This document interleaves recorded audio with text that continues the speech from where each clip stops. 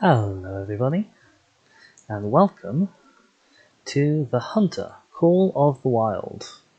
This is a game I've had for quite a long while. I have hundreds of hours plugged into it, and almost exclusively that time has been put in to one particular level of the game, the Leighton Lake District. I feel like it's a place I know intimately.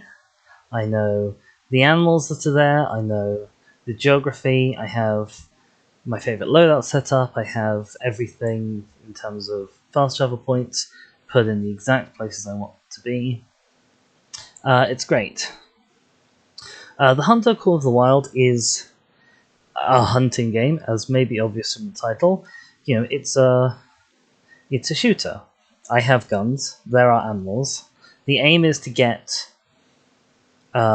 clean kills and quick kills and humane kills on animals, principally with impressive trophies. So for somebody like this moose, that'll be antlers. For something like a bear, that's more like the skull. But it is, in fact, despite the, I suppose, violence of the blood sport that is hunting, it is just a phenomenally beautiful game, and one I've been wanting to bring to you for quite some time.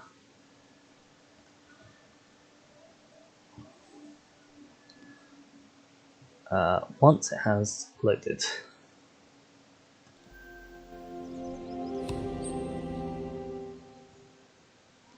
So here we are, this is Hirschfelden. I'm going to start with a little overview of the map. So this is the map. As you can see, Hirschfelden, I've played a very small amount on it, just really enough to get up to this lookout point here. As you can see, there's an awful lot of map left to do. If I go into the mission log, we have completed the first steps of our missions, and really nothing else. So this is, in some ways, a very fresh start. Now, one of the things I want to do is I want to change my weapons loadout. So if I go into my inventory, you will see that I have a collection of rifles and a handgun and a bow and arrow. And these are all. This is an excellent setup for hunting Leighton. We're not in Leighton anymore, we're in Hirschfelden. There are new animals here. So I'm going to quickly run through what I've got on my loadout. To start with, we have the 270 Stradivarius. This is excellent for kind of all medium-sized animals. It's a fantastic gun, honestly. I have my binoculars. I've got the traditional style bow and arrow, which I appreciate because of the... Well, I mean, I came to learn how to use it for one particular mission, I can't remember which. I think I had access to arrows for high level or high weight animals for this bow before I did for another one. But it's actually one of my favourite weapons to use, even if I'm not particularly skilled at using it.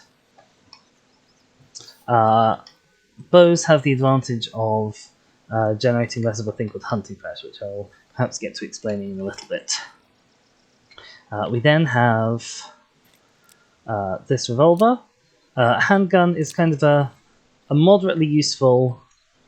Oh, I was trying to... There was a call there, but I was unable to get it because I instead clicked on this. Moderately useful kind of medium-range weaponry. The biggest use that they have, really, is that they can take on a fairly wide range of enemies. I have the biggest one at the moment. And then we have... I saw some tracks in that area earlier this morning. Hold on, I'll send the coordinates. So we have a little helper voice in the chair.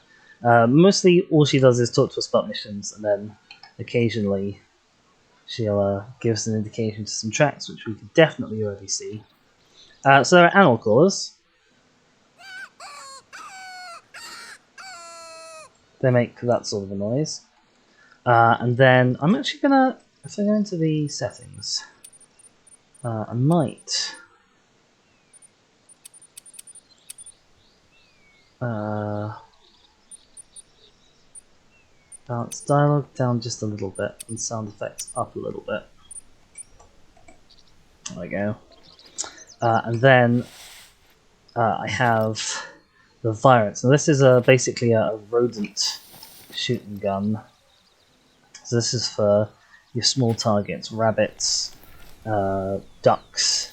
I believe on Hirschfelden we may have geese flying overhead, but they're quite difficult to take a pop at from the ground. Oh my god, there's a deer. Oh, there he is. There he goes. Okay, so that is one of the things we might theoretically want. Now, I could take a shot. It's going to be a pretty bad shot from this distance. He's moving, he's far away. I'm not going to take it. But there was our first animal. We've only been here 5 minutes. Isn't that wonderful? Yeah, so the first thing I need to do is I really want to get a good loadout set up for Hirschfelden. Now, I don't know, actually. We're going to the Codex. Hirschfelden. No, there's no in-game list of wildlife. No, this just lists all of them. I was hoping for a list of all the animals that will be in here, but that's not to worry because I can very quickly go and find out on the wiki what animals we have.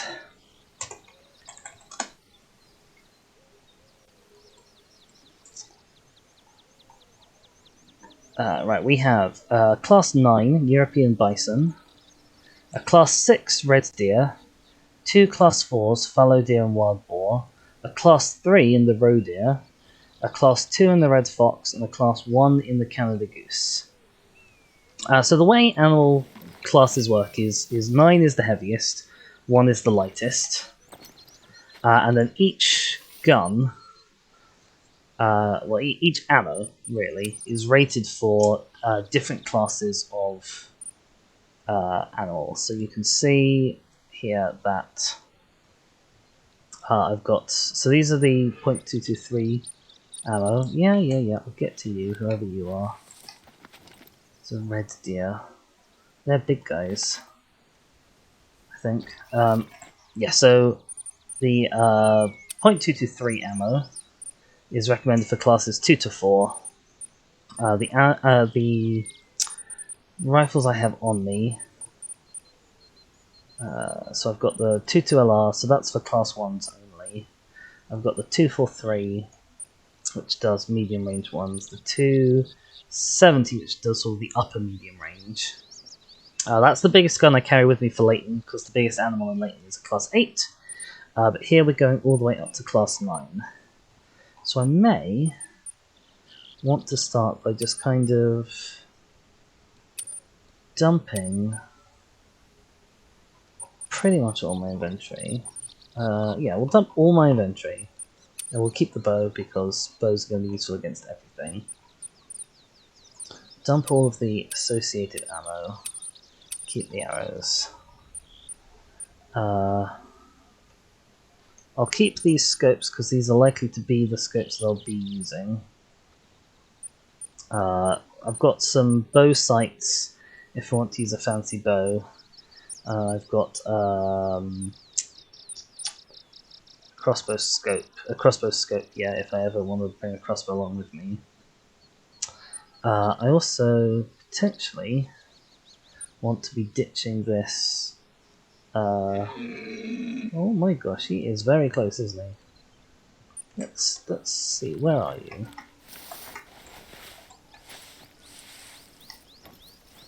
Can I see you? That's a red deer. You're a class 6 animal. So I can take you. Oh, I've just dropped all of my weapons. Typical. See if I can very quickly pull out my 270 Stradivarius. 270 Stradivarius. Grab some 270 ammo. He's going to be gone by the time I get there.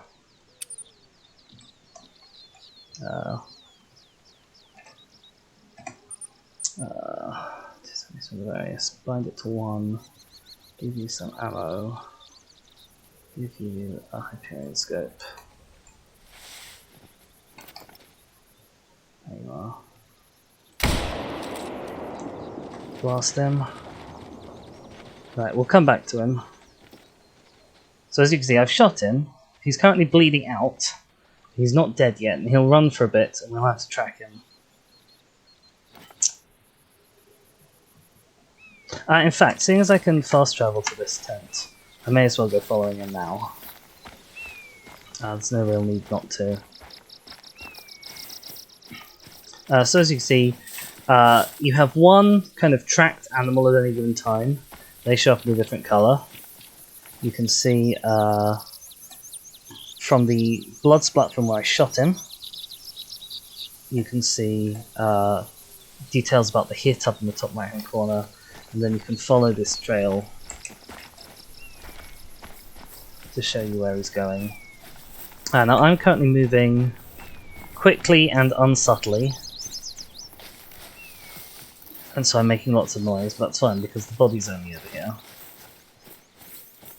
Once you've tracked the body all the way, you can grab him as a trophy. Oh, someone's very unhappy with me. And then you get this screen. This is the harvest screen. So you can see here, on the right hand side it lists all of the shots you've landed on this animal. And you can get just a view of how the animal was looking, and you get this much more useful X-ray view which tells you which organs you hit. And it's very important to hit certain organs. So the harvest check, so this is a mixture of making sure you're going to get the best trophy possible, and also making sure that you're killing animals in an ethical way, or at least as ethical a way as possible. So part of that is using the proper ammo. I've already mentioned the ammo categories. Part of it is not just kind of pouring bullets into an animal and waiting for it to die. Part of it is make sure that the actual trophy is intact. So for a deer, that will be the head.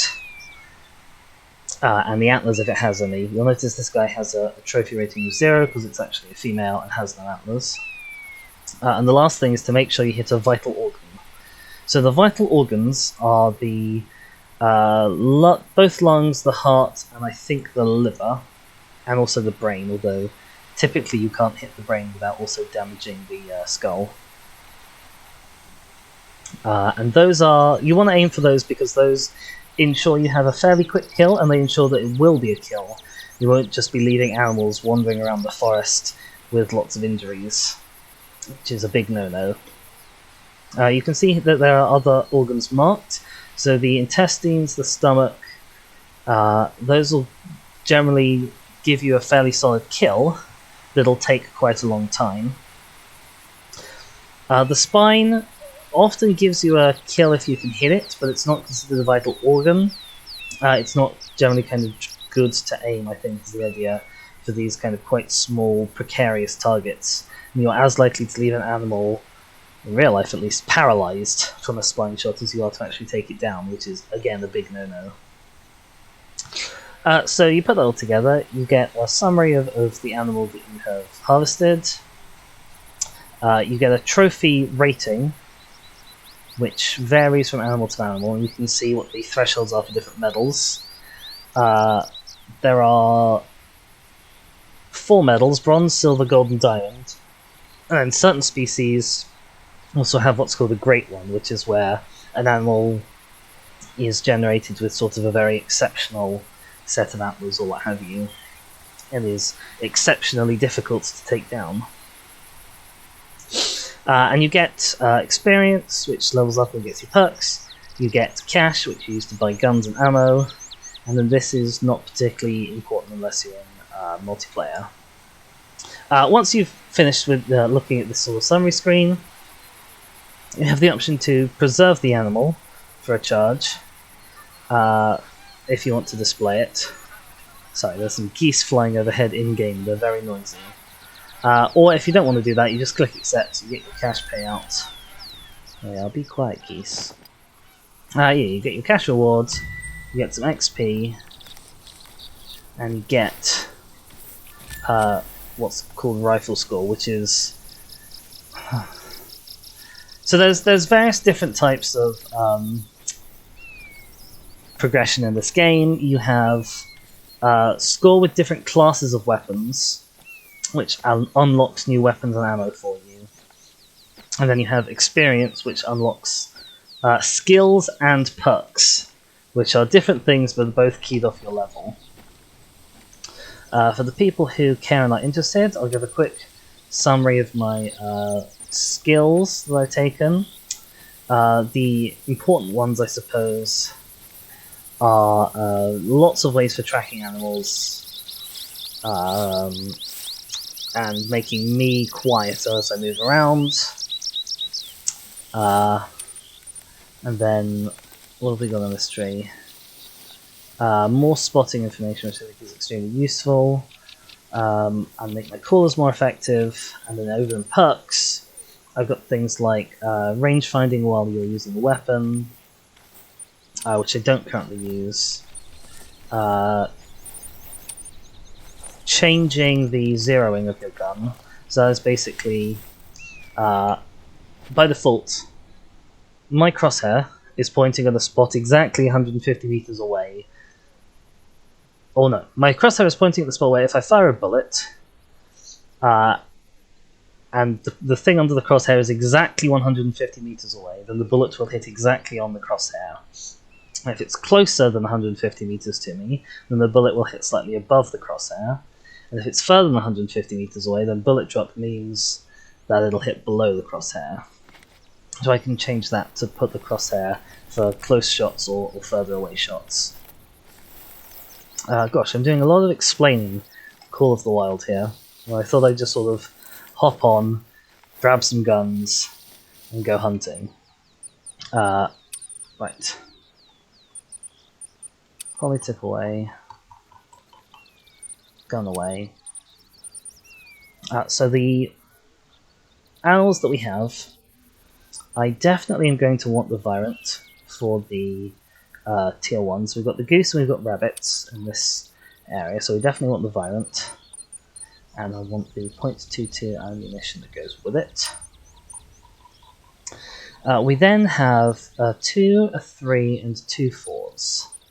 And I'm thinking that the base Ranger 243, if I look at the 243 ammo, that counts, that will carry classes 2 to 6, although I'm guessing it won't be enormously effective on the class 6. So I think I probably want this for the 2, 3, and 4. Or at least for the 2s and 3s. So I'll grab the 243 and the Ranger 243. As you can see, we've got a limited carrying capacity to work with. You can increase it by sticking a bag on your character's back, but that makes you harder to hide and increases the noise you make, so I generally don't consider that a worthwhile trade-off. I'll generally only take my bag with me if I'm doing sort of lumping tents about back and forth, where setting up tents will scare away nearby animals anyway, so it doesn't really matter that I'm making lots of noise. I want something to take on the 6 and the 9. Now, for the 9, I believe the only gun I have that will take him on, I've got .338 mag polytip bullets. Do I have a 338 rifle? I might. No, okay, there's no... In the shop menu there's a compatible... There we go, the Rangemaster 338. So this ammo will take on classes 7 to 9. That's not bad. I've also got the 470, which is the King 470 DB, which is a big gun. It's loud, it's noisy, and it pretty much just takes on the very biggest animals that there are. So in terms of carry weight, it's not enormously efficient. I'll consider using it. I do also, though, want to look at the store because since I last bought weapons, I've gained access to a bunch of new guns. Right, so this is all I have. So I've got the 3006, which only goes up to class 8. The 3030 only goes up to class 6. 300 Magnum polytip, that's another 7 to 9. The .303 only goes up to 8. Although that is a gun I've been wanting to use since forever. We have the 338 here. We have air rifle. I can't say I've ever used an air rifle in this game. 4570. What's the 4570? That's the Coachmate lever. So that's a little bit of a ye olde rifle. It is compatible with my scope. You may want to come back to that.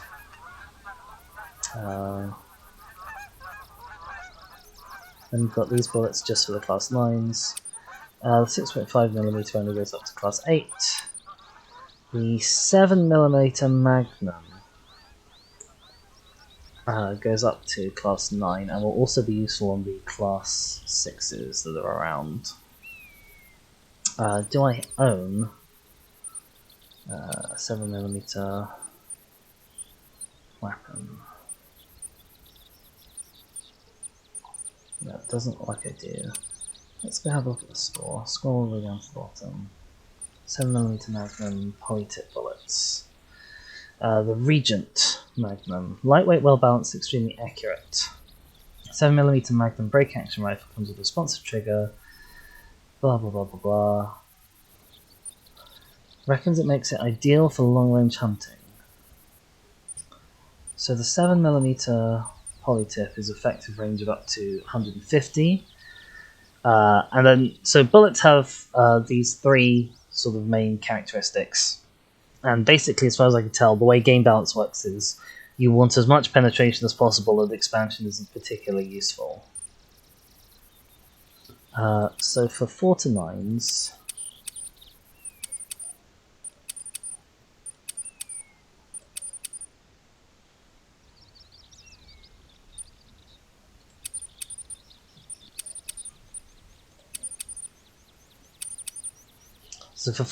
we have the 4570, or we have the 7mm Magnum. The 4070. So you have an effective range of 75, 40 penetration, and 6 expansion, compared to the 7mm, who has better range and slightly better expansion. Basically, penetration is how deep into an animal it'll go, and expansion is how much damage it does once it's inside the animal. And penetration is important because with low penetration you run the risk of not actually hitting the organ that you're aiming at, because it'll just get lodged kind of just beneath the surface. I don't know how realistic that is to hunting. I am not a hunter and don't particularly approve of real-life hunting. But yeah, certainly penetration definitely the most useful in this game. So I may want to grab the 7mm Magnum. Let's buy.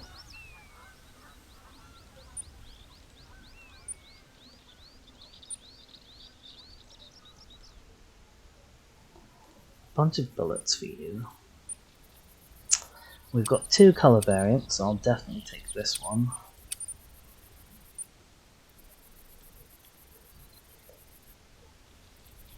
Oof, that's fine, I've got a fair old amount of cash in reserve. And then in terms of scopes, it's compatible with the Hyperion scope, which is the one I use. So that should all be fine. If I now go into my storage, I can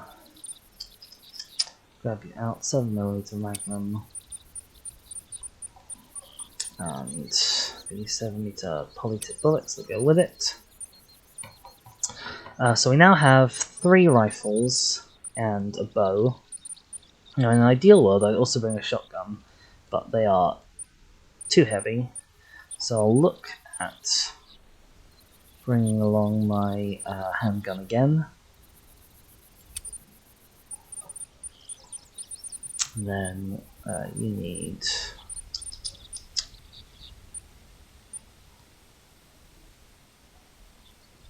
4 forge active hollow points. We've got a rifle scope, we've got a handgun scope. The other thing we need to be thinking about is callers. And what exactly callers attract what? So, none of these deer that are attracted by this particular deer caller are present in Hirschfelden. Neither of these elks are. There's no moose. In terms of predators, the only one we have here is the fox, the red fox. So we don't need this distressed fawn caller either. This will attract fallow deer. So we've got 3 deers: roe deer, fallow deer, and axis. Sorry, roe deer, fallow deer, and red deer.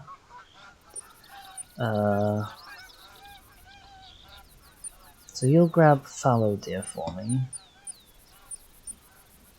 You grab red deer for me. You grab roe deer for me. We do also have wild boar here. I don't care about turkeys. I don't currently have a goose hunting set up, so I won't bother looking at that. I'll have a look at the callers to see if there are any callers we don't have that are worth adding to our collection. So the duck caller, I'm not interested in calling ducks. This deer caller doesn't get any of the deer that are here. Oh my gosh, there are raccoons in the game now. Wasn't aware of those. Canada goose caller, so that's for the geese that fly overhead. Only particularly useful if you've got like a whole setup for bringing them in. Okay, so there's no new callers that I need to add. Although I may buy this just so I have it on hand.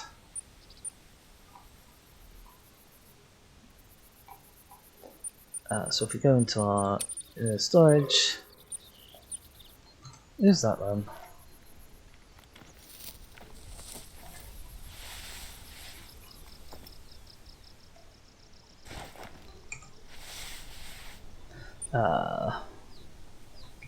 What are you?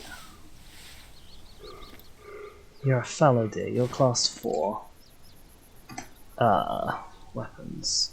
243, put it on number 4. Ammo, 243 polytips. Sights, Hyperion.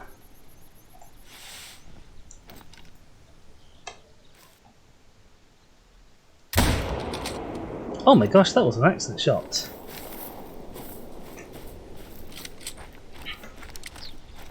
Okay, so this rifle is apparently perfectly capable of taking on the class 4s, which is good news. If I look at this trophy, you can see, yes, so he's a gold tier, which is pretty good, honestly, for an early fallow deer kill. I don't have very many fallow deer at all. As you can see here, I used the high penetration bullet, and I managed to get both lungs and the heart, and getting the heart is pretty much an instant drop on any animal. I could taxidermy him. He's only gold though. I typically save my money to just taxi the diamonds.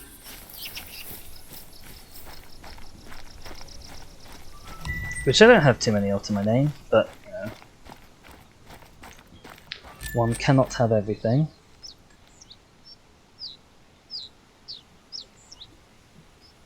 Right, so now that we've got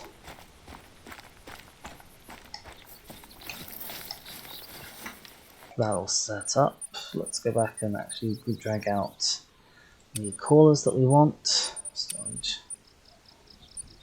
Okay, let's get the antler rattle for fallow deer. Let's get the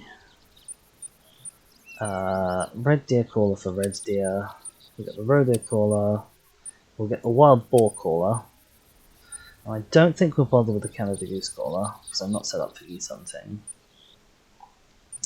Now there are, I believe, possibly new binoculars with one of the DLCs I bought. So these are night vision rangefinder binoculars. And honestly, I haven't tried them. They are free, so I'll add them to my I don't know what it's called. I'll add them to my storage. Is there anything new in the tents field of things? Doesn't look like it. Don't care about backpacks. I'm fine with how I look clothing wise. Don't need first aid kits. Don't need decoys for birds. That's fine. There is one. So this bright sight, bow sight. I am quite tempted to change out which bow I'm using and put this into action, because this might be this might make archery shooting sort of a million times easier than it currently is. In fact, let's go into my storage. How much does my current bow weigh? So this device that I could switch in weighs 4. So the compound bows are significantly heavier. So it would be a case of I was swapping out something like, say, the Magnum for the opportunity to have a different bow. And I mean, I don't use the Magnum particularly much, so it might not be the end of the world. Shall we do this? Okay. Magnum, bow out. Get in. I can't remember off the top of my head what the difference is between the different bows. You have draw at 60, you draw at 65, you have accuracy 24, you have accuracy 38. So this is probably the better bet. Bear claw. And then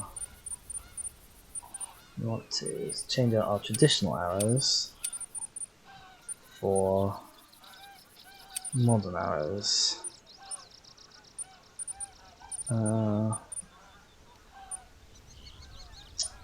Gosh, I don't even have very many modern arrows.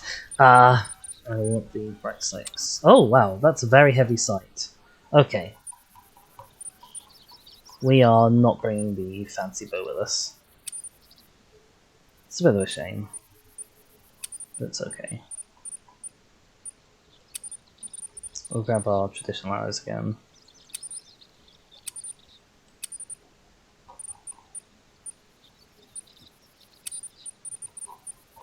Right, okay. Now let's get everything set up. We want our bow on number 3, that's why I'm used to having it. I think I want the Ranger is going to be my most commonly used weapon.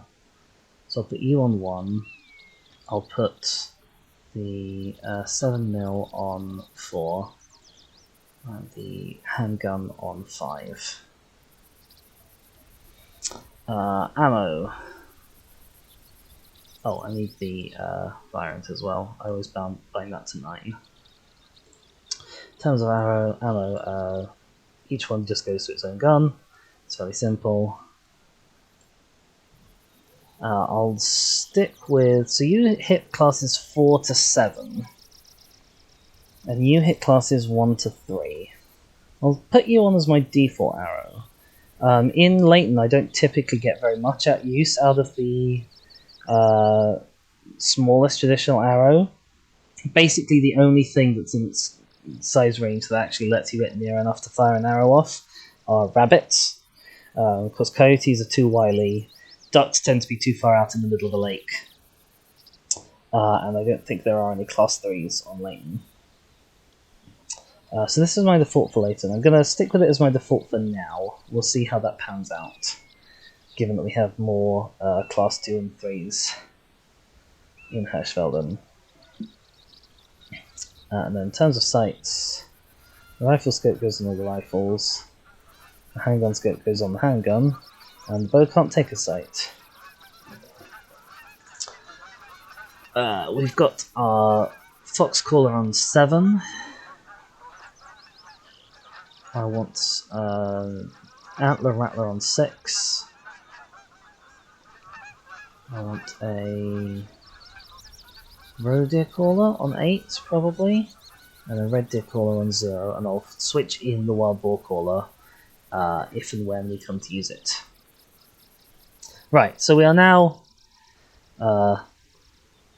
quite a ways in, maybe half an hour into the stream, and we're finally actually ready to go and do some proper hunting. So like I said, I don't know this map really at all. One of the things I can do now that I'm in the map view is explain hunting pressure. So whenever you kill an animal, you generate these purple blobs on the map which are hunting pressure.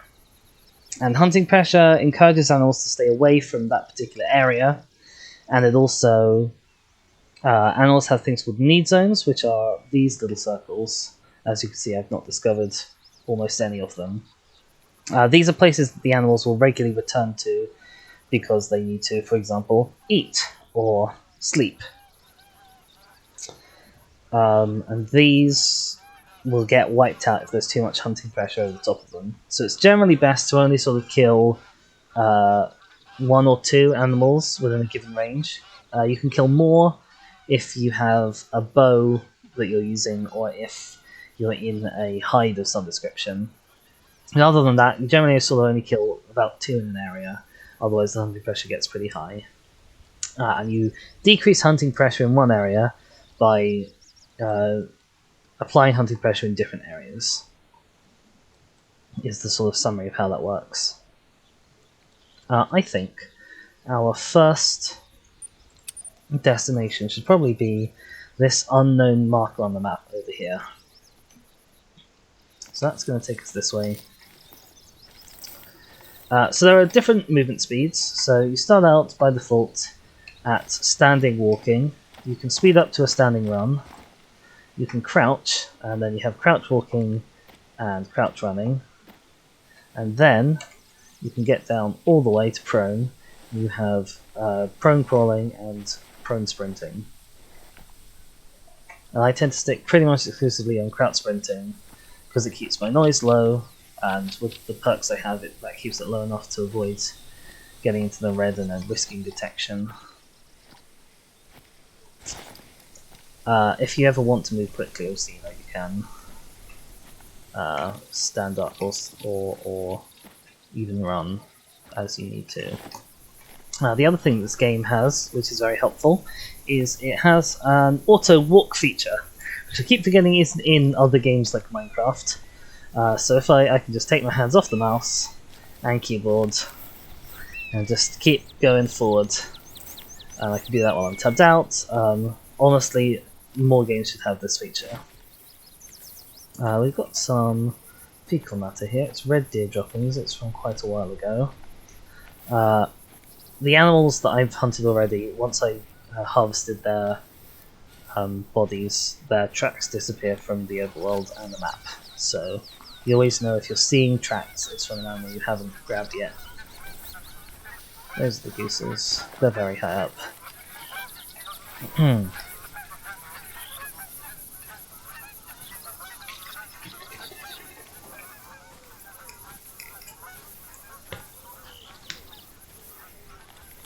Oopsies.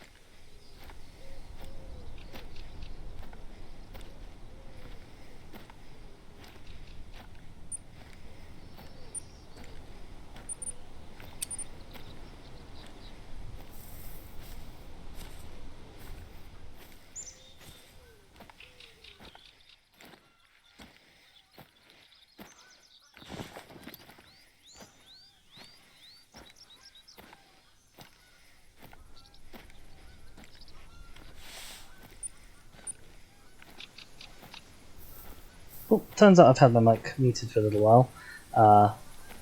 Not certain exactly how long that's been for. My apologies. It was mostly I was just saying, this is going to be a fairly chill stream. Don't expect me to necessarily be commentating with my usual density.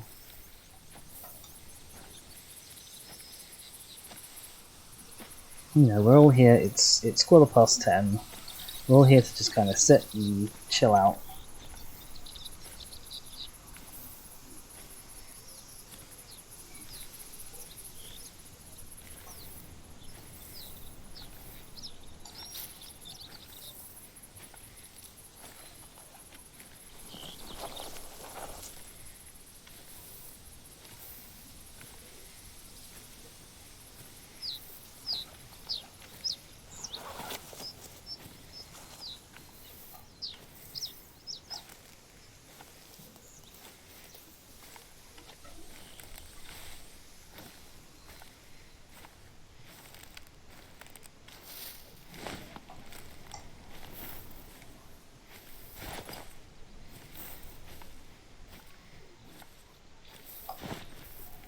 That looks like that might be really pretty over there.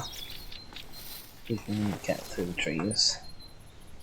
May head over to, let's see, down here and see if I can get a better look. So this is an information point. These tell you absolutely nothing useful generally about the world. They occasionally have, I think, hints to like collectibles, but mostly they are just lore, or in this case, inspiring quotes and poetry. Seek out the tower on the hill and you should be rewarded. Oh no, okay, that is actually a hint. Tower on the hill.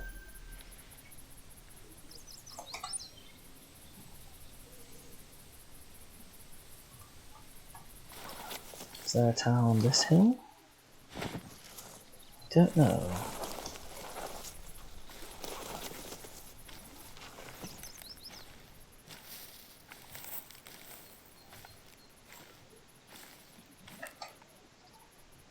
Doesn't look like a tower to me. I have been up here, because that was the way to this lookout point. But I mean, we're at the bottom of the path to go up here. So I feel like it's telling us this is where we should go.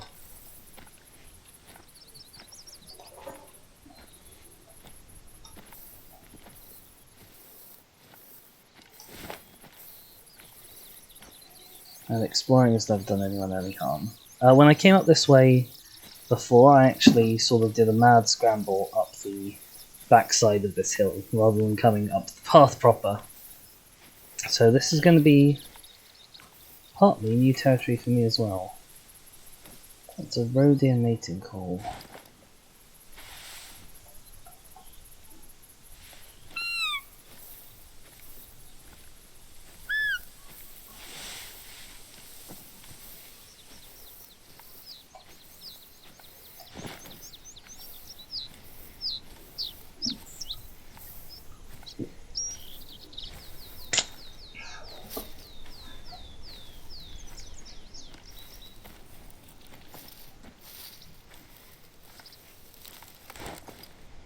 We'll go have a look for him and then we'll head back up the hill.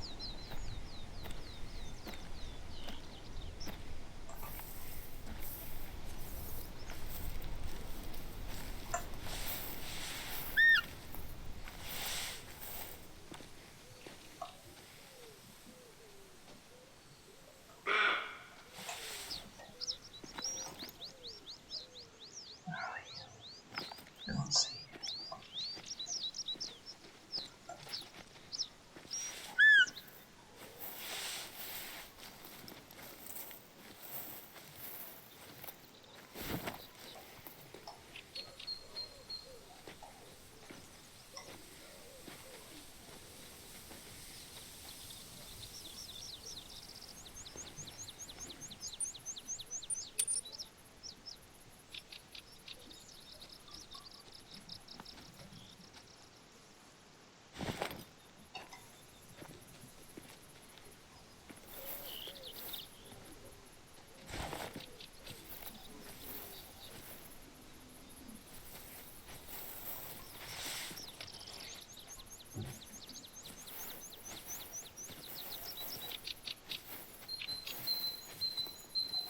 be right in front of my face and I wouldn't even know.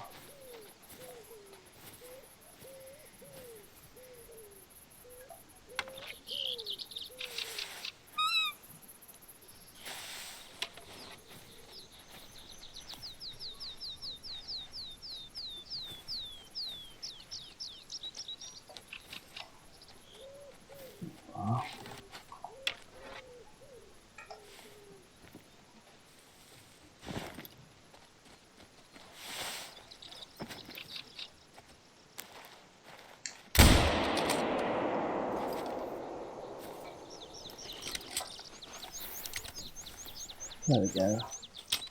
Got one. Bang, into the heart.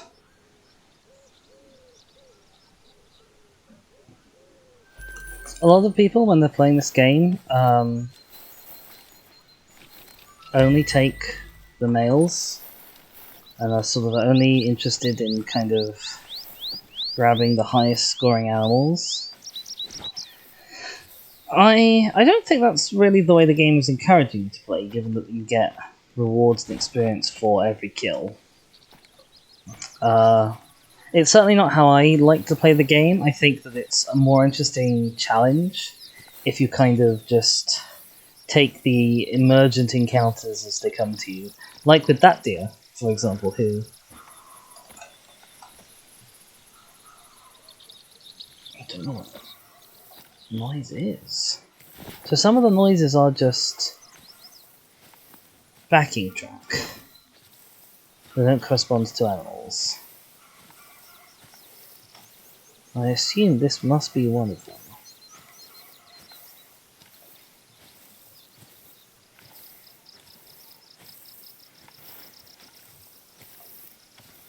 We have a little bit of an open clearing here.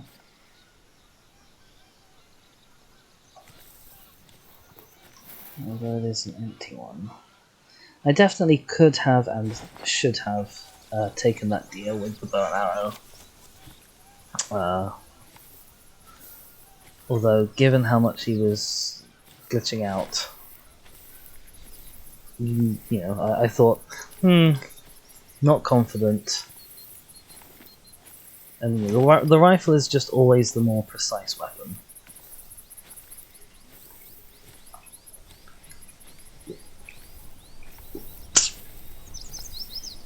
Tell you what though, I'm definitely going to have to take that interesting rangefinder bow out for a spin at some point fairly soon. Even though it'll mean sort of discarding half of my setup. And maybe I'll switch in the King DB. So I didn't have access to the Magnum when I bought that gun.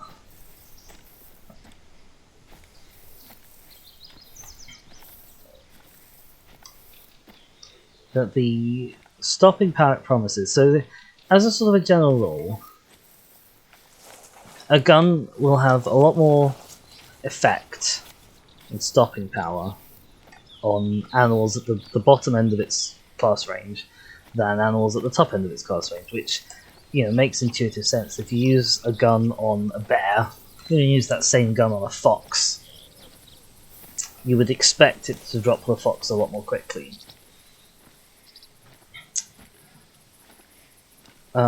So my assumption is that as a class 9 weapon that is too powerful even to be suitable for class 8 animals, and class 8 animals includes moose, which are enormous behemoth living tanks of a creature. If it's too powerful even to be used on those, I'm assuming that up against something like a bison, which we have in Hirschfelden here, I believe, I assume it's going to be immense.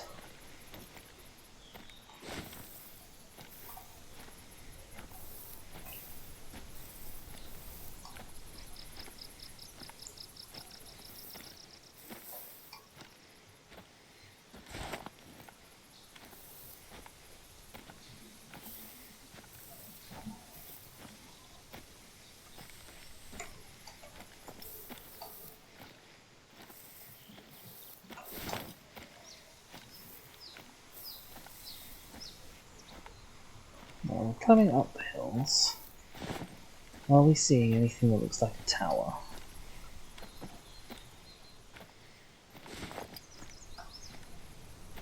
I do not believe that we are. In terms of hills that could be pointing us towards, I mean, this is the obvious hill that's nearby. This hill is a little far away to be the subject of that clue. Or at least, you know, if it's just saying hill non-specifically, I would assume it's going to be the closest hill. So I think the last time I had a clue like this, it sort of said, look to the east and go to that peak. And that was a fair old trek. Partly in terms of distance and partly in terms of just the elevation change was something to be reckoned with. So they can be pointing you in... You know, they can be pointing you to some fairly far off destinations. But if it's just saying the tower at the hill, you know, there are enough hills that the hill is not very specific. That was me demonstrating the fact that elevation change can be a killer by getting stuck on a 2-inch high rock. There is a lot of getting stuck on 2-inch high rocks in Call of the Wild.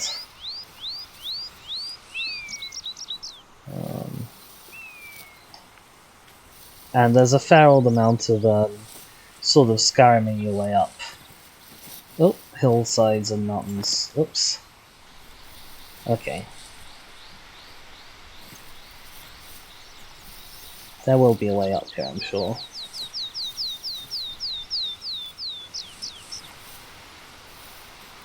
Yeah, it wouldn't be a challenge if the clue said go to the oh no. Yeah, I'm making a lot of noise doing this, but I don't care. Yeah, it wouldn't be a challenge if the clue said go to the top of the hill, and then there was just like a bus to the top of the hill, would it? Okay.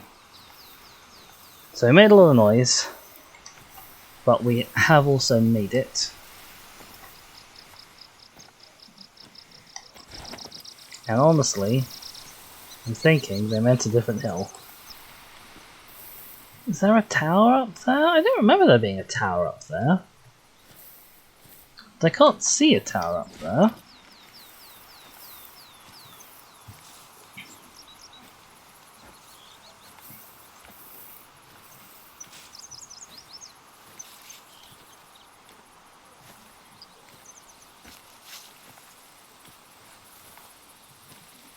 Not all mysteries in this game are easily unravelled.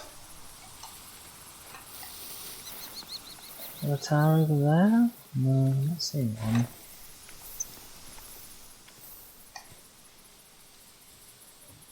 I'm also not seeing any hunting opportunities up here.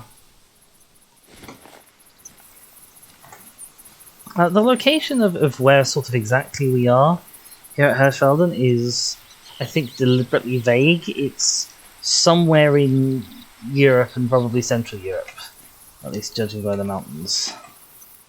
That is a fantastic view. I've got my graphic settings down to not quite maximum, because I'm concerned about performance issues while streaming.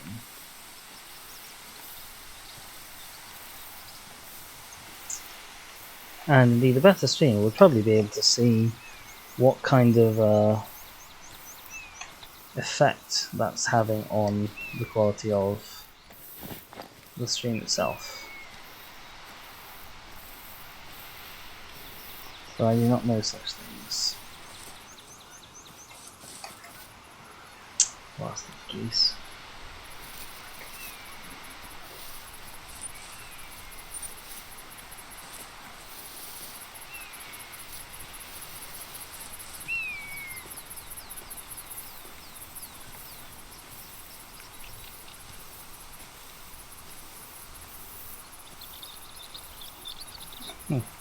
No idea how I found that out.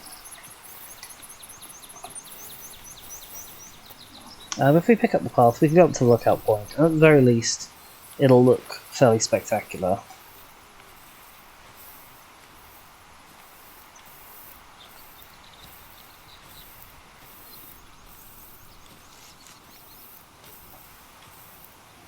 I can also see our foxy friend has gone up here. At least I think it was a fox was the last animal we've been tracking.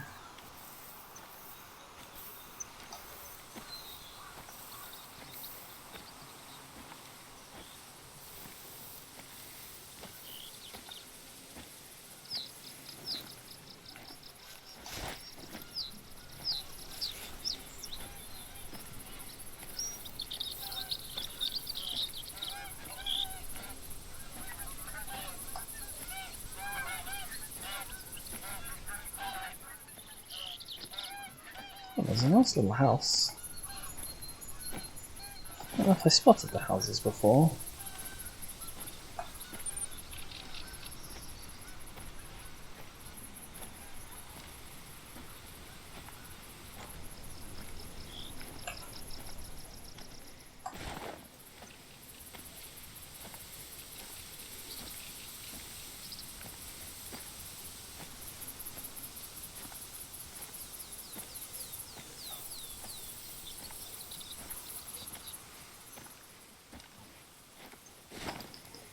Felt hiking village.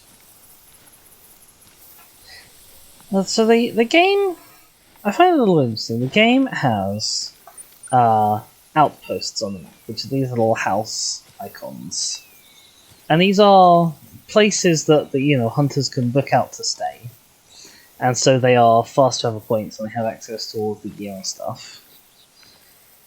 Presumably, this is also a place that one can book to stay in. But you can't unlock these as fast travel points. And I feel that fast travel points are a little lacking on the maps by default. You can supplement them with your own tents. They create portable fast travel points, although not necessarily particularly stable portable fast travel points, it must be said.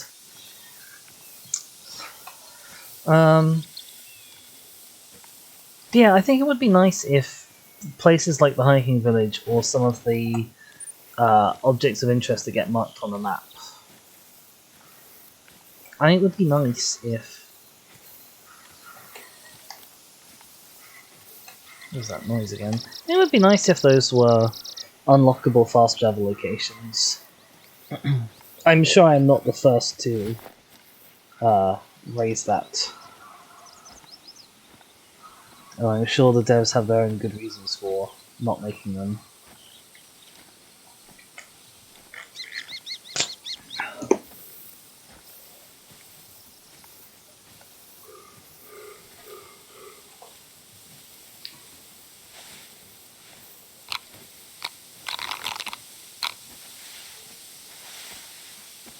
Oh dear, where are you?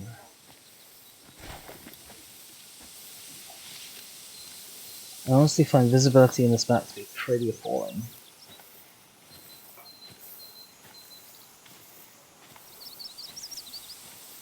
I'm assuming that as I go further into the map, I'll find areas like these fields that look much more open. Oh, come on, come on. Come here.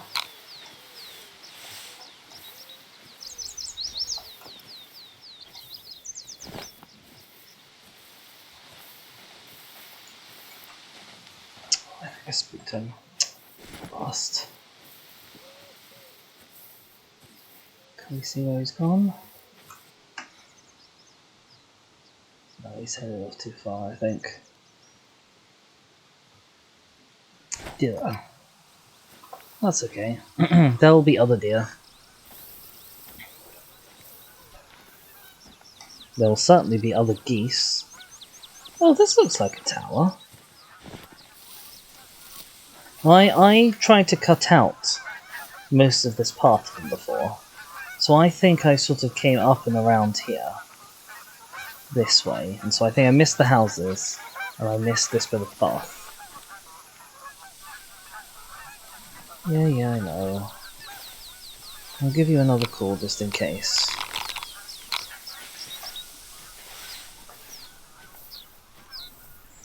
But yeah, I know you're spooked. I'm very spooky scary.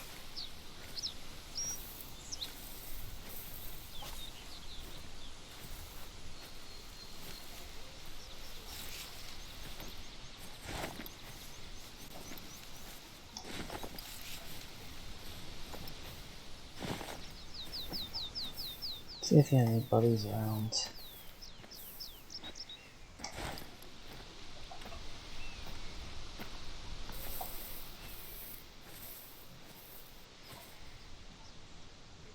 No, I think he's really gone. That's okay. We found our tower, I hope. Well, I don't think I came this way. Maybe I did. My memory is a little hazy. I've been playing on Leighton for so long, and it's been such a long time since I was last at Hirschfelden, even to do the tiny amount of stuff that I did here. In fact, if I look at my codex, if I look at Leighton, I've got artifacts, but I don't have any artifacts for Hirschfelden. So I'm assuming that whatever it is here I haven't found.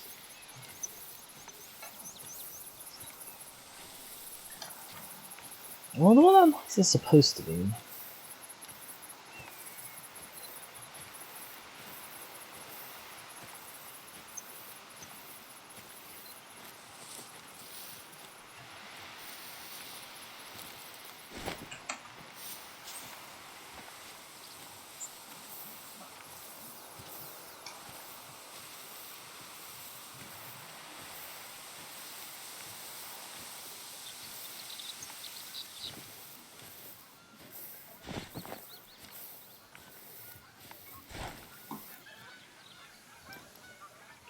So you can see my binoculars are part binocular, part rangefinder. The distance that animals render in at is somewhere in the region of 400 to 500 meters. So even though I can sort of scan, that riverbank over there, and there may exist animals on it, I definitely can't see them. And it's not as though seeing them would be particularly helpful, because hitting anything at that range is... Well, I mean, I consider hitting anything at beyond about 300 meters range to be impossible, although I know some people do it. So hitting something at 1 kilometer range is a fool's errand.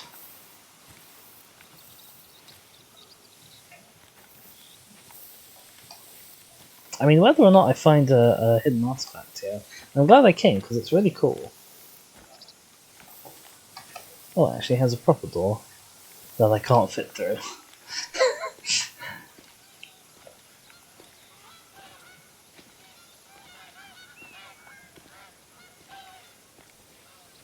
What have we got?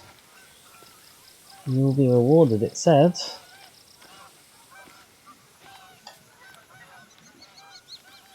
I'm feeling distinctly... Oh, there we go. It's a collectible. It's a coin? I don't know what that is. But we can find out. Artifacts, a Viking coin. God, that was a big coin. That looked like it was half a foot across. There are hundreds, well, thousands of years of history in this place. It's been touched by everything from the sandals of Roman legionnaires to the treads of World War II tanks. Every year, new historical artifacts are found by people in the reserve. Perhaps you'll be lucky enough to find some of your own. I already have been. That's wonderful. I tell you what, though. I don't know what the Viking coin was doing up here in this fort, which I'm guessing is not particularly Viking, and no one else had noticed it. And also, there was an information sign telling me to come here and pick it up. That's by the by. Hi, geese. God, those geese are actually below me.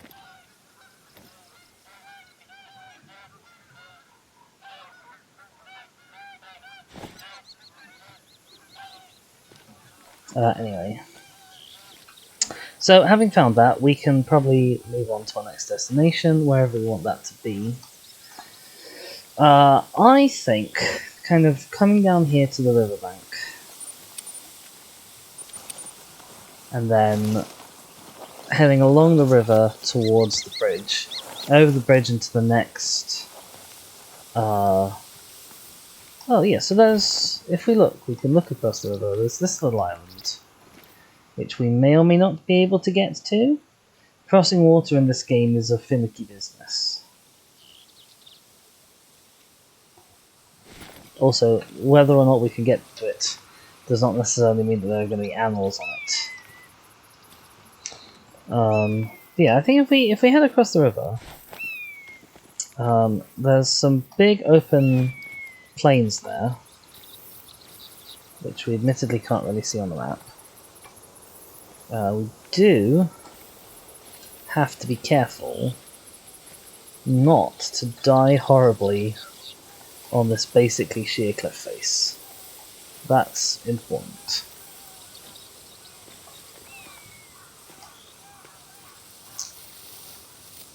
Oh, ow. There we go, it's fine. We only lost like a quarter of our health.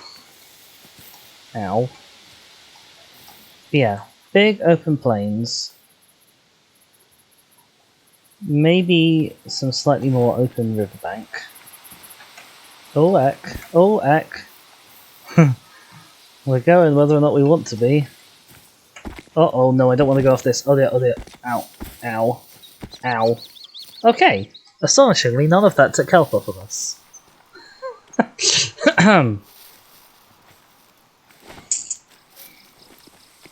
There's two main ways of losing health in this game. One is being an idiot, like that. And the other is rampaging animals, if they're big enough, can and will trample you. I don't know exactly what kind of animals can and can't do that.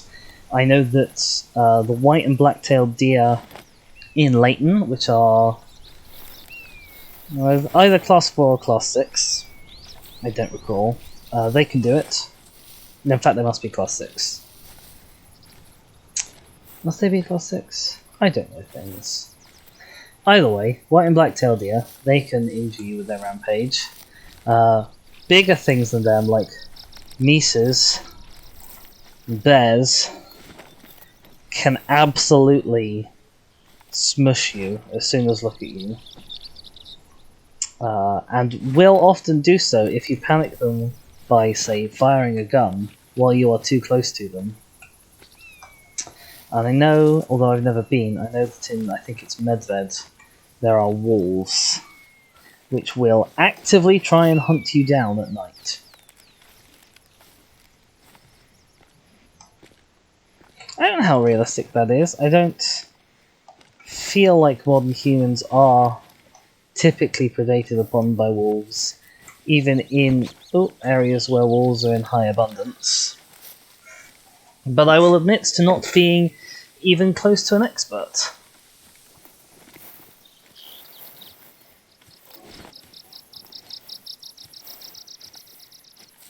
Oh, this is lovely. There may not be any animals here, but it's lovely.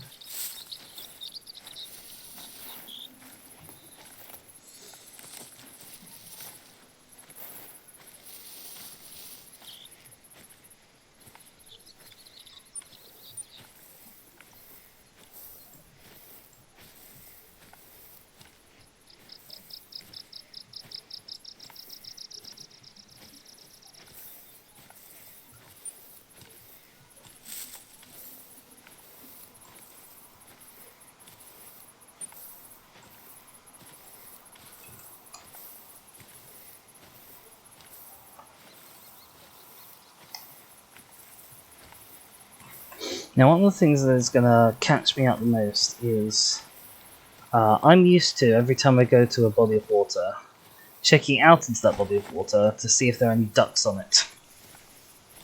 And I know that there are no ducks on this map at all.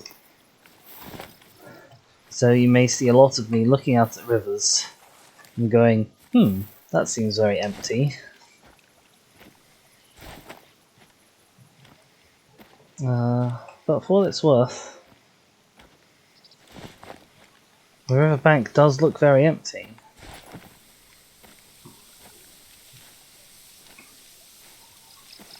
There are huge areas of this map that are river and lake shore. So I sort of assume there must be animals coming down to drink at these sorts of locations. Am I just unlucky? Am I here at the wrong time? Oh, that's a drinking track.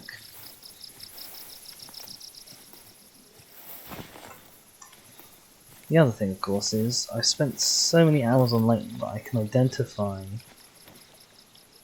animal tracks from a distance.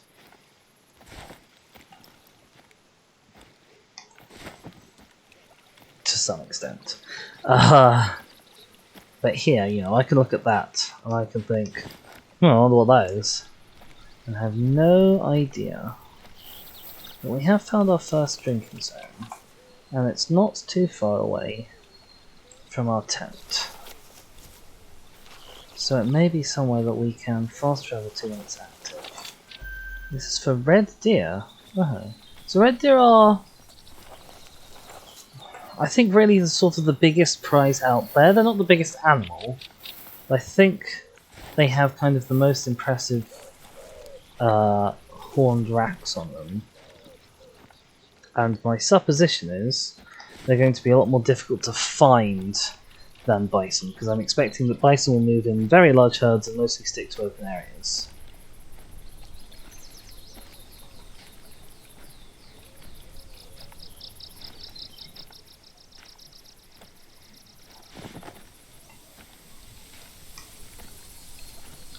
What time is this active? 5 AM to 9:30. So we started fairly close to dawn, which is by and large a result of me wanting to take some sunrise screenshots on Layton for the purposes of making our nice little transition image. Oh, that's not our transition image. Oh, I never made the transition image. Marvellous. But I have the screenshots with which to do so at some future point. Yeah, so we started around dawn. So we've got the full daylight hunting ahead of us. My assumption is that at about 11 o'clock, which it is now, there's not actually going to be too much activity around lakes and rivers, and then there will instead be inland activity around plains where animals are eating.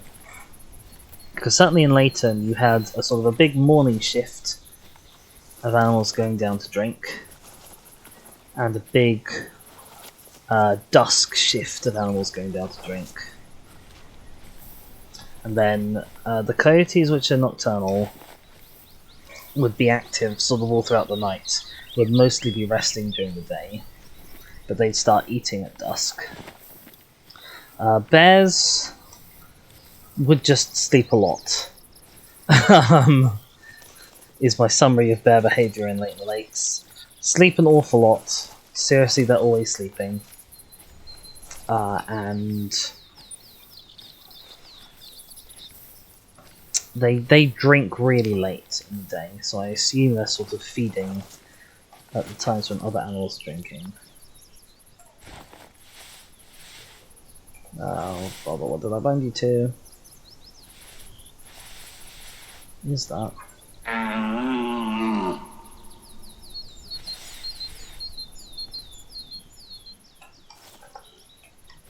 Where are you?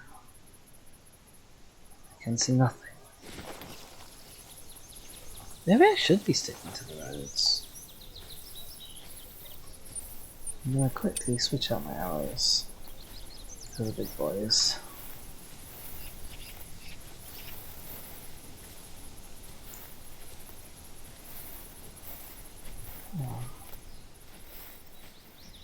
You haven't left.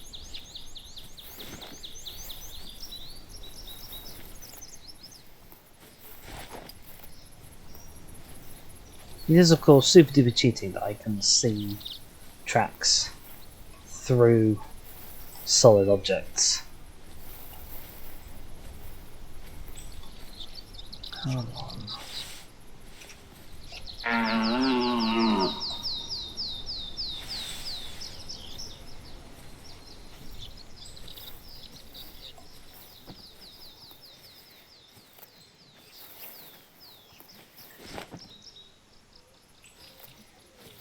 Come on.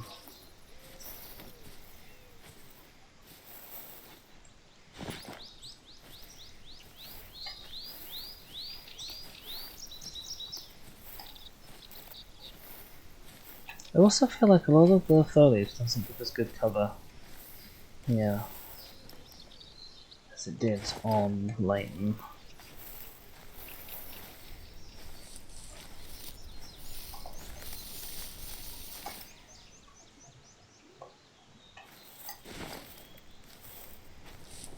Well, there's a rest zone here. I'll blow me hole again. I don't have much hope of it actually attracting anything at this point. I think he's long gone. Now, it doesn't help that we are hunting into the wind at the moment, which is generally something best avoided if possible. But we know so little about Hirschfelden, and we have so few travel points to start from that it's a little bit unavoidable. We are close to the bridge. Oh, so they were literally just sleeping right here, just now.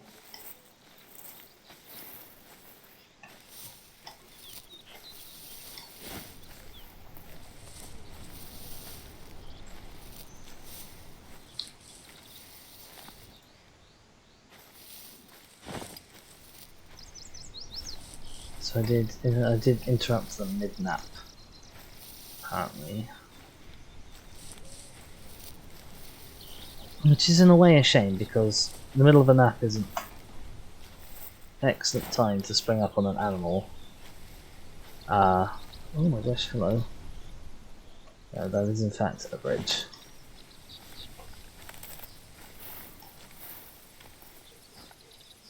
Yeah, out on the paths, like, I make less noise than crossing through the grass and what have you. I saw some tracks in that area earlier this morning. Hold on, I'll send the coordinates. Now, I'm confident this track has only been made in the last half hour at best, so I think you're a liar.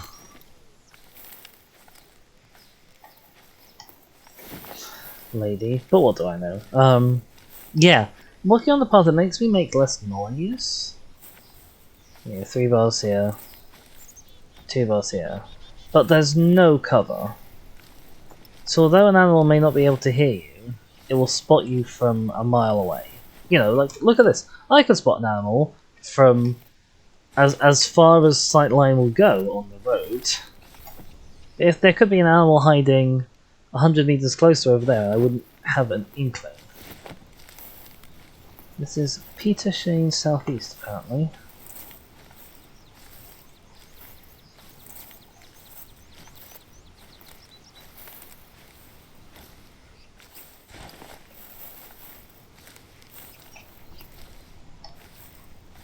This is just Peter Shane. There we go, this area is Peter Shane. I'll check both ways along the riverbank, just in case old dearie boy decided to go that way. Doesn't look like it. No. What's this?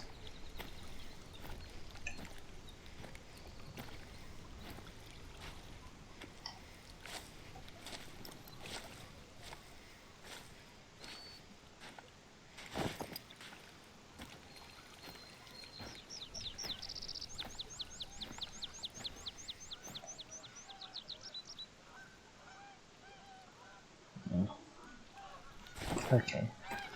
Whatever happened to that deer, he is long gone. Which is a shame, but it's not the end of the world. We're chill here. Oh, we can actually wander along the walls of the bridge. Obligatory don't try this at home kids warning.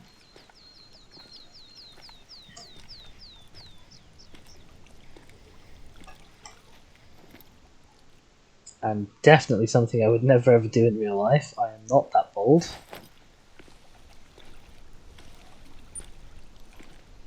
Right, there'll be a T-junction up here that we can turn right at.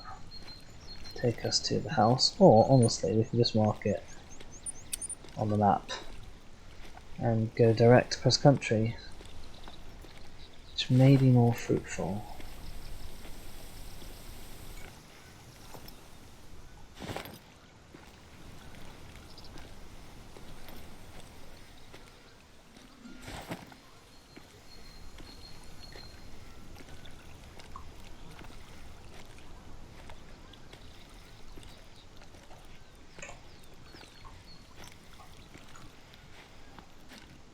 I've got just around the river bend playing in my head. Oh, I'm stuck on... I'm not sure what this is. Yeah, hello?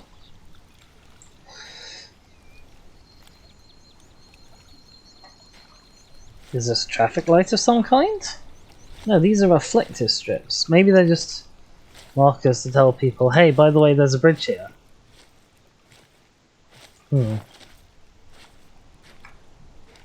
Somebody who knows more than me about signage and sinology, which is the correct term, could probably identify what country Hirschfelden is based on. I mean, it's based on Germany, but like, they could identify sort of a more exact location as to where Hirschfelden is supposed to be, just based on those weird little bridge markers.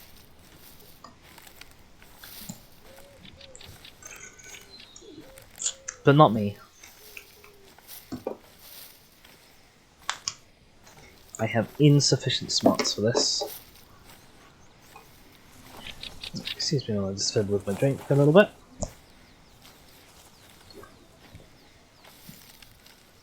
Try and keep it away from the microphone where possible.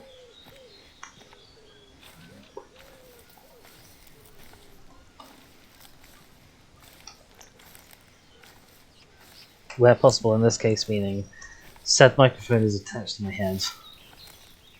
You know, it's got maybe half a foot of clearance at maximum extension. Now we saw some wonderful rolling plains. Do we reckon they're over here?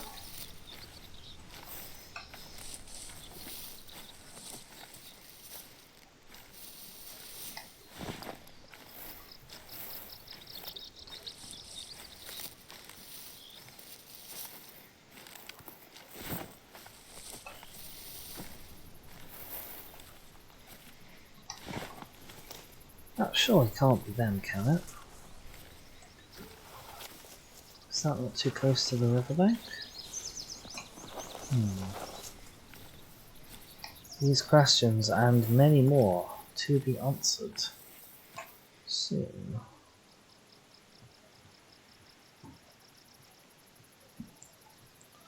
Our next exciting episode of Danger Mouse. No, I'm not Danger Mouse. I could be. Dress up in white. Wear an eye patch.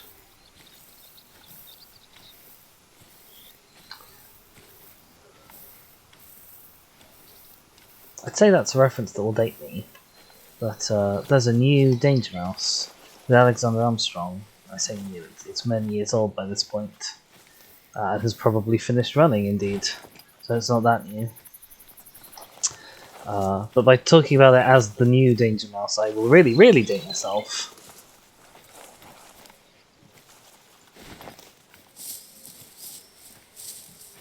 This is the noisiest grass. that I ever did here. Actually, I'm not certain that's true because there's some exceptionally noisy grass at Leighton as well. Oh. Oh. I think the hunting cabins are much nicer here than they are in Leighton. At least on the outside. We can have a look inside. Oh, I'd stay here. This is grand. Well, I'm not so sure about the wood-fired stove, though. That seems like a recipe for disaster, if I'm honest with you. Shut the door behind me. I'm not a monster. Although it would be funny to get deer in the house. There's a little tacked deck chair. Right.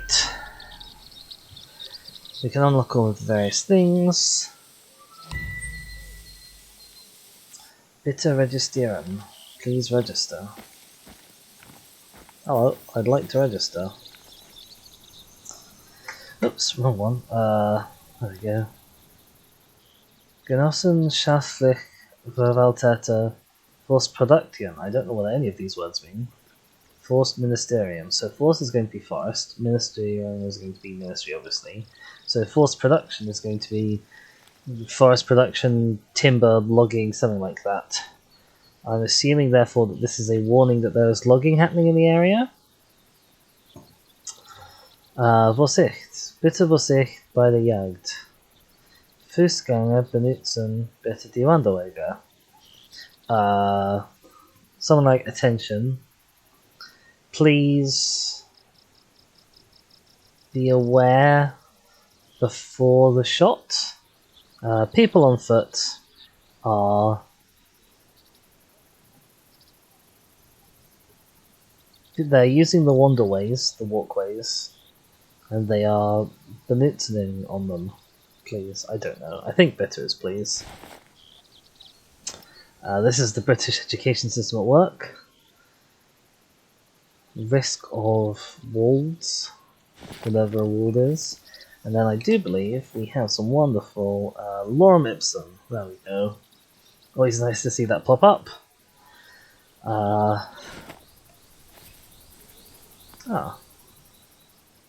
So here's a map of Hirschfelden. It's honestly of significantly inferior quality to the map that I already have, so I just carry with me at all times.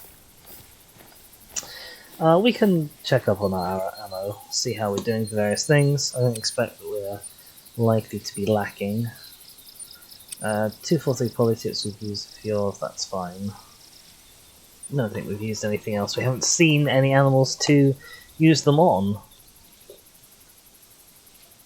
Let's check to the south and see if this is actually the plains area that we saw from afar.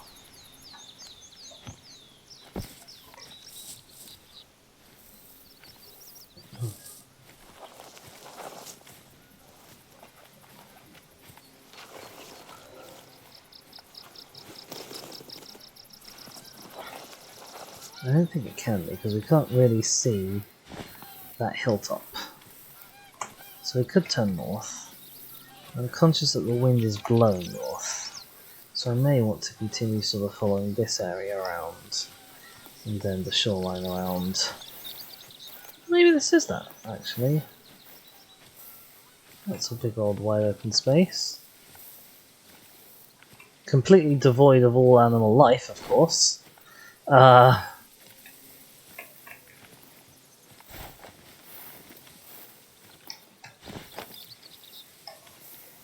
But if animal life does show up, we will at least see it.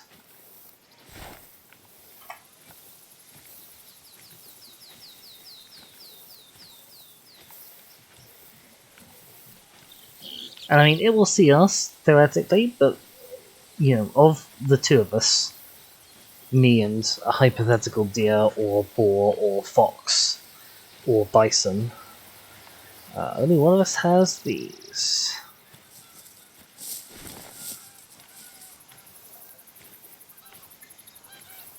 I think it will be extremely cathartic. when I do eventually decide to put down some goose hunting stuff in a good spot. And just get them to shut up.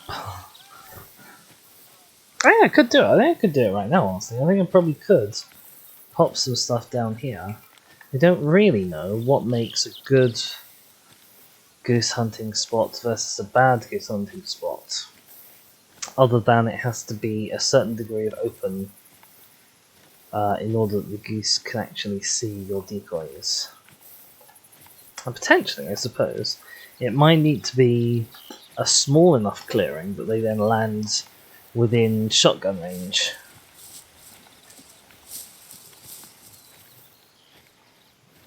I don't know if I plop a bunch of geese down just here, if then the geese are going to go and land all the way over there and give me a hell of a time trying to actually hunt them. Although hunting is a bit of a generous word for shooting birds on the ground that don't know you're there.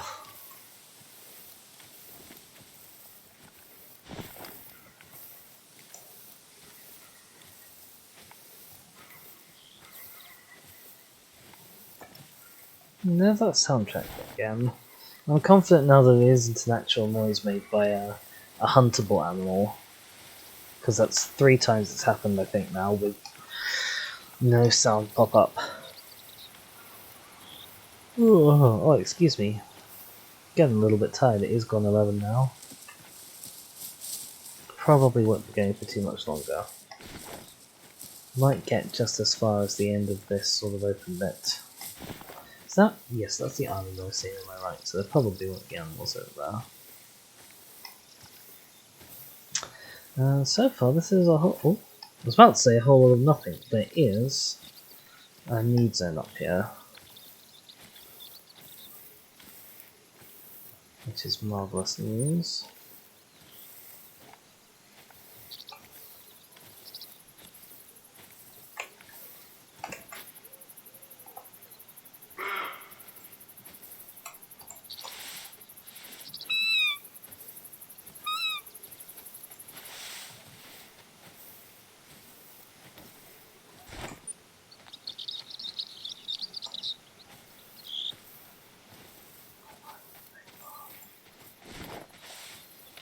Oh, swine, he saw me.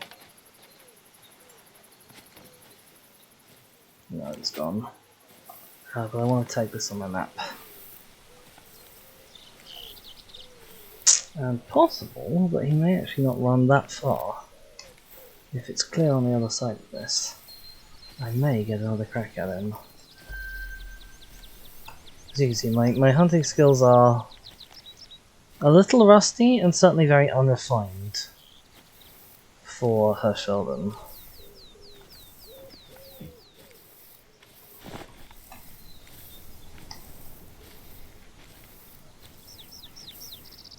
No, I don't think we're going to be able to see him where it's gone, which is a shame.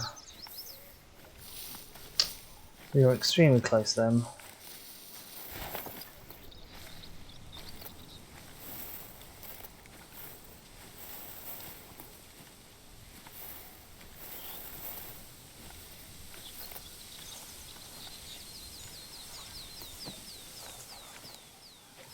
We were at most half a second away, I think, from having the shot lined up.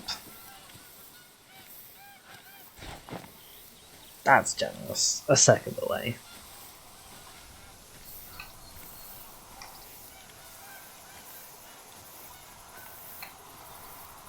I wonder if that is the forced production that I'm hearing. Doesn't sound like soaring to me, but it could be other machinery. Oh, that's a nice, lovely open plain over there.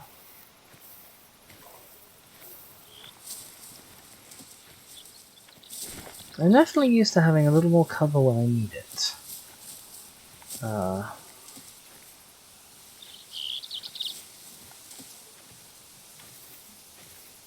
Than Hirschfelden seems to provide. It's sort of a case of total concealment or zero concealment. Oh, this is a fox rest zone.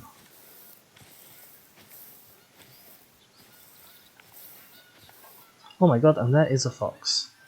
He's a little ways away yet. Oh, and there is our deer friend as well. Now, if we were to be able to get within 100 meters of that fox, 150 meters maybe, then I might be able to pop both of them. But that deer is getting away. He's getting away faster than I'm getting close. So we'll focus our efforts on just the fox, I think. Then if we get the deer as well, in any range.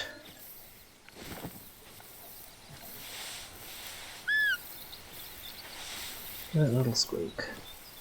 Okay, we're in range of the fox.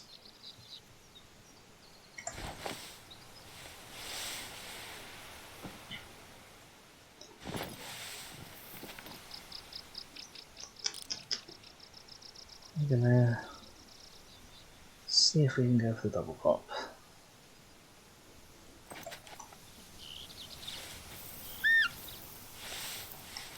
Come on, you swine, get closer. Or at least turn around.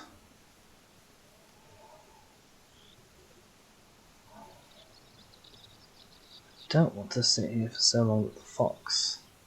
Me is waiting for that deer. I'm just going to take the shot.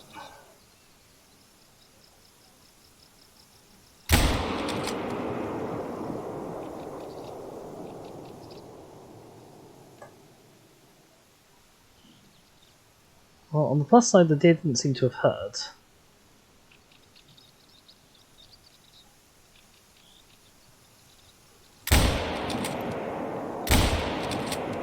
I did get him. One shot dropped too low. I saw it kick up in the dirt beneath his feet. The second one definitely hit. The question is whether it was a good hit or not.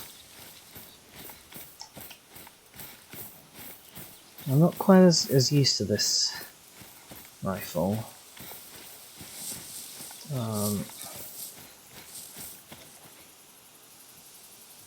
Where is that? Where? Okay, I'm thinking I did get him.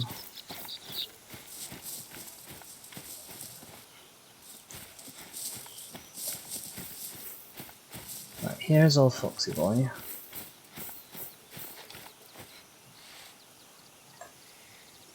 Got him. I got the liver, which is a vital organ. I thought I'd hit him a bit higher than that, but that's an okay enough shot. Got a silver. This might be our first fox, actually. So I'm fairly happy with that. Then, I think that's a 2 blob. So I think we did get that deer down. So the hunting pressure, for better or for worse, it has a few ways in which it works. One of them is that hunting pressure only appears on the map if you actually kill an animal. So if you get like a glancing shot, and the animal doesn't go on to die, then you aren't penalised with hunting pressure. It does also mean that you can't sort of mess with your hunting pressure placement by just like going to some corner of the map you never use and firing a half dozen rounds off into the air. That will work. The other thing is that hunting pressure is formed centered on the spot where you first hit an animal. So, okay, here's the second blob's happened. He has actually died now. I was wrong about the first one. So if I follow this, then we will eventually come to the body of a deceased roe deer, which will be a good claim.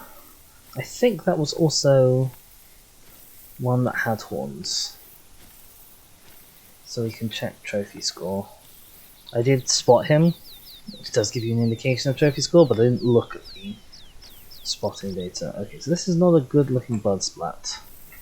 So we didn't get an organ hit. Oh, but there he is, he's right over here. didn't wander far. Okay, so it wasn't the best hit we could have got. We still seem to have taken him down. I wonder where we hit him then.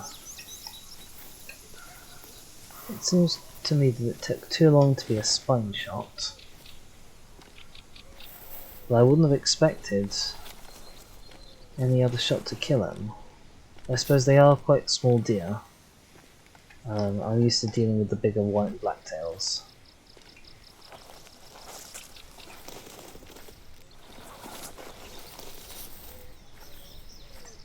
We got him... Oh no, we got him just on a bone.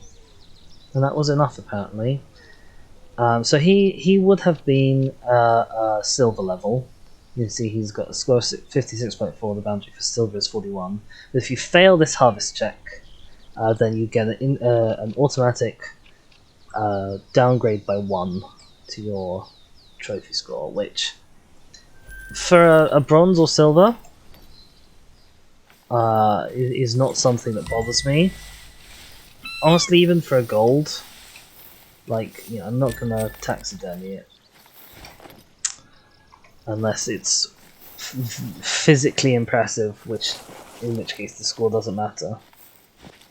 So yeah, for a diamond, that's definitely worth thinking about. You know, obviously I always aim for the full score anyway. I'm pretty sure it gives you more money. It's definitely just a better way to play the game.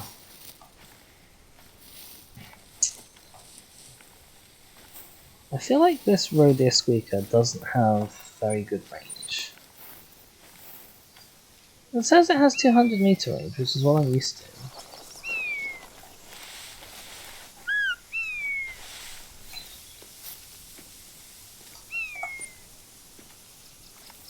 And that's where the fox's resting zone actually is, centered on. I did hear a roe deer over here. I suspect we're not likely to come to it.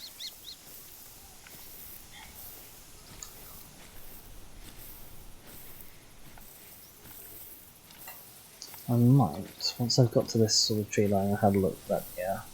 I might turn north and head for this waypoint. Instantly, I don't know what that kind of bug is, where there's like a displacement between where I'm clicking to get up a waypoint and then where the waypoint actually appears.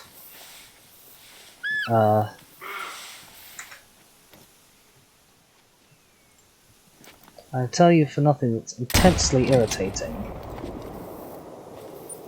We got a little bit more hunting pressure than I wanted, but it doesn't seem to have wiped out that rest zone, so I think we're good.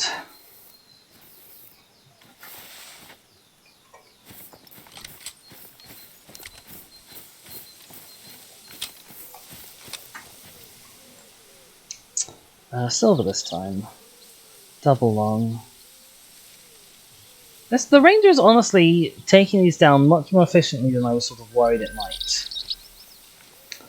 Partly that fear stems from my... So the ranger's the first gun the first rifle you get. And it starts out with the hollow point bullets, which have a higher expansion characteristic with a massively lower penetration characteristic. And as a result, they're honestly not very effective. So I'm used to thinking of the ranger as, at best, quite a mediocre gun. And at worst, something that is going to actively hamper your chances of successfully harvesting whatever you're pointing it at. But actually, with the polytip bullets that I'm using right now, it seems to be holding its own well enough.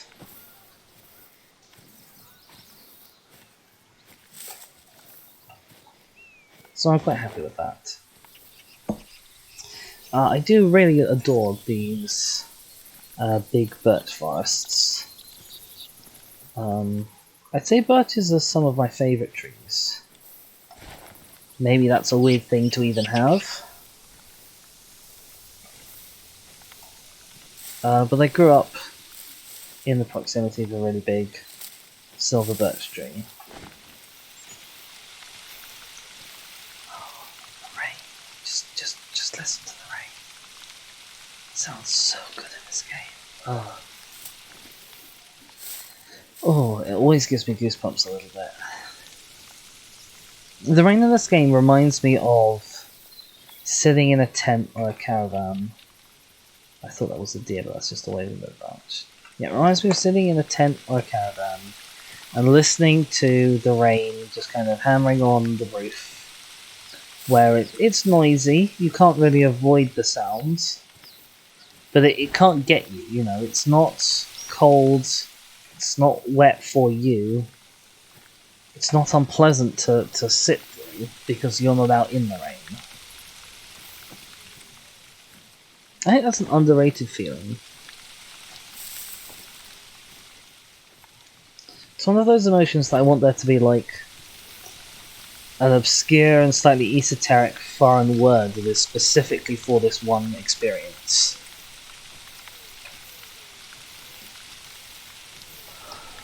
Oh. Although in Hirschfelden, the rain is accompanied by huge amounts of falling leaves, which I'm not used to.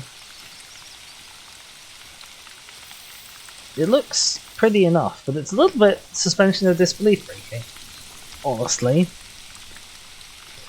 Because that's a lot of leaves that I'm watching fall. With obviously no change in like the tree model, because that would be hellish. Why would you even ask for that?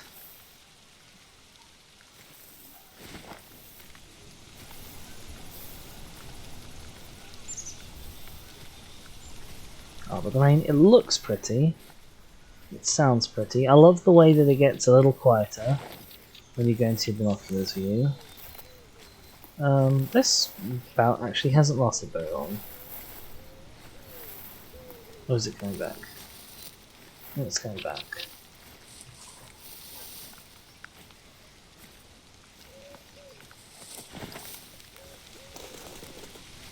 Oh, that's beautiful.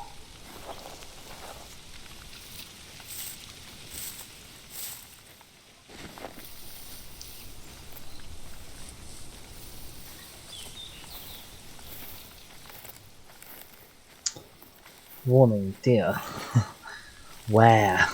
Show me them. I mean, I know I've been here. I know they've been here because they have, rather impressively, managed to leave deer footprints embedded in the tarmac of the road. I don't know how dense your deer has to be in order to do that. I suppose they could be muddy footprints, but they look like impressions to me.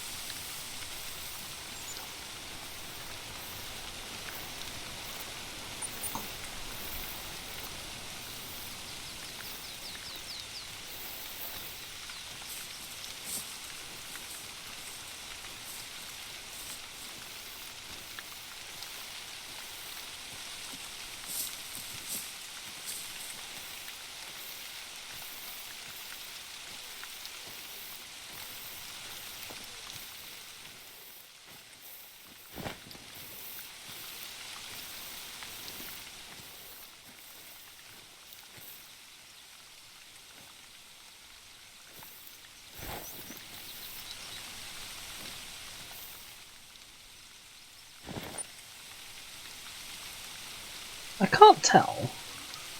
But is it forming puddles over there on the road because it's raining? That's very impressive if it is. Maybe I'm slightly easily amused by puzzles. Puddles. I am also easily amused by puzzles, which is why the first 4 videos I ever did, 4 full streams I ever did, were puzzle and mystery games.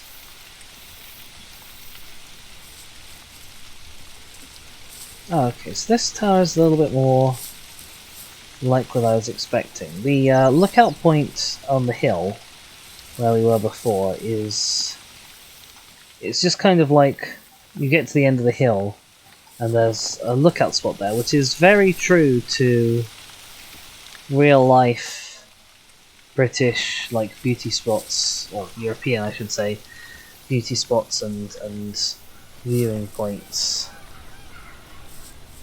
But was a real change for me from Leighton, because I'm used to the sort of American Firewatch Tower style lookout points that you get on Leighton.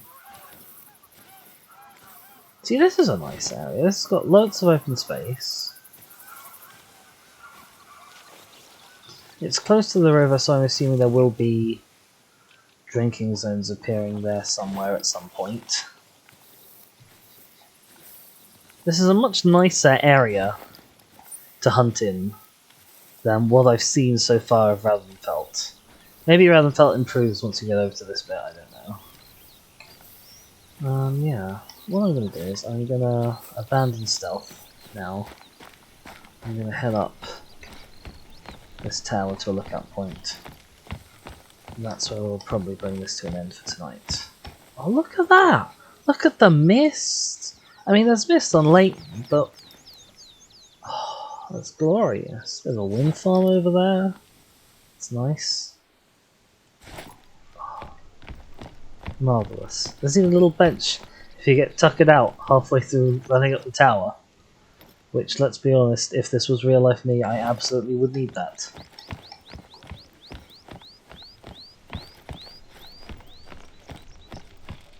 And actually, it's almost a shame that this mist has descended, though. As awesome as it looks, and as wonderfully eerie as those wind turbines look through the mist, because we're about to do the big sort of pan over the landscape lookout point reveal. And I fear it's not going to be as visible as I perhaps wanted it to be. But I mean, isn't it worth it? I always thought that it's kind of a shame in a way that this game limits itself to hunting. Like, there's a few missions and stuff that rely on your camera. Got a little photo mode here, which I will actually use, I think, to take a photo of this. But I might be sneaky and up the graphics just for this screenshot.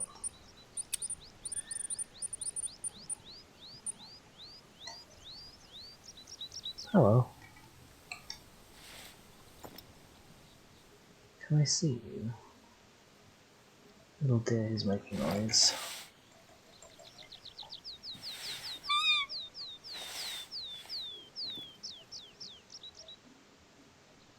No, I don't know where you are. That's a shame. Honestly, this tower actually might double as a decent point for a hunting stand.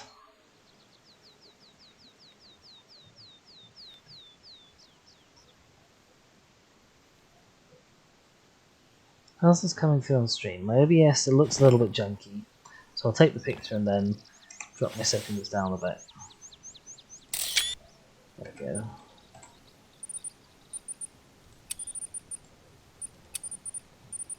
That'll hopefully help things a bit.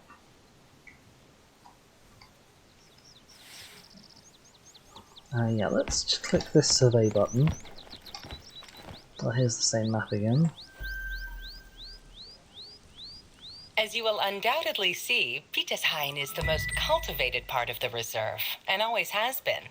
You can actually find signs of its historical importance, such as the observation tower to the north. I assume that's going to be this area? Petershain Northern Lookout? I mean, that is also to the north.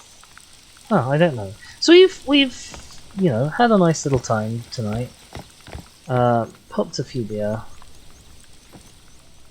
Experienced just the wonderful. This is the main reason why I'm excited to show off this game on stream. It's just because there is almost no time that I spend in this game and don't feel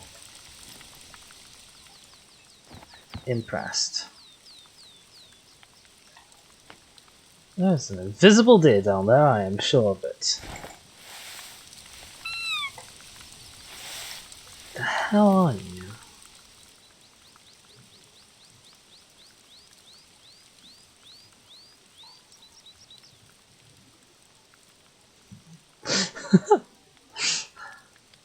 Mystere really wants me to end off the stream by shooting it. But I absolutely cannot. Oh my gosh, there you are, hello.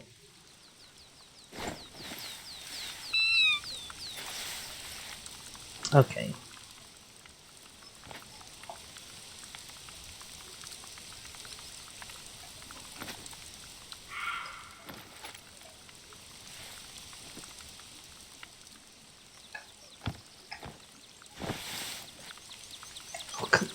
Turn to face me.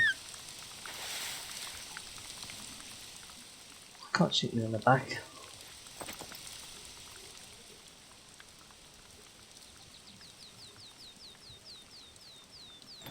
Ah.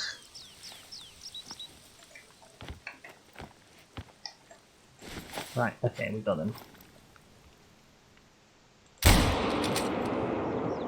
That may have been a little low.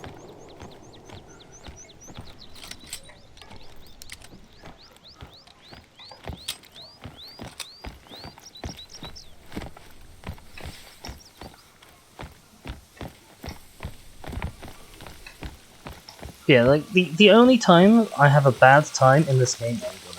The only time I have a bad time in this game is when something with the game doesn't work. And admittedly that is more often than it should be.